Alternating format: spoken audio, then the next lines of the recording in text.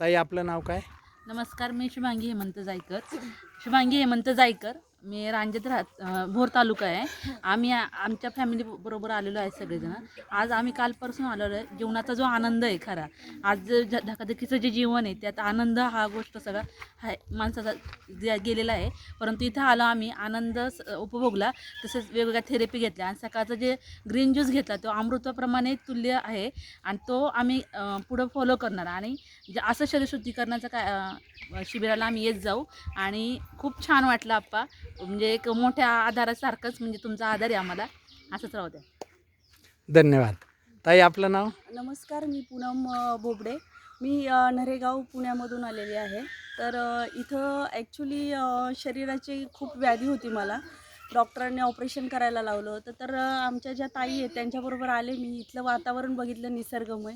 खूप छान वाटलं मला, की माझं ऑपरेशन डायरेक्ट कॅन्सल केलं मी इथलं वातावरण बघून.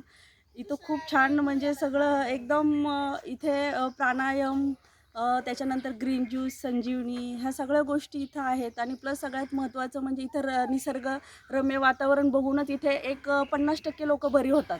त्यामुळे आवर्जून सगळ्यांनी यावं, ज्यांना कोणाला काही प्रॉब्लेम असेल तर. धन्यवाद. धन्यवाद. ताई आपलं नाव काय? नमस्कार, मी कांचन गुळुंकर. मी केशवनगरमधून आली आहे आणि इथं आल्यानंतर तुमचं मन आणि शरीर दोन्ही अगदी शांत आणि समाधानी होतं. ओके, धन्यवाद ताई.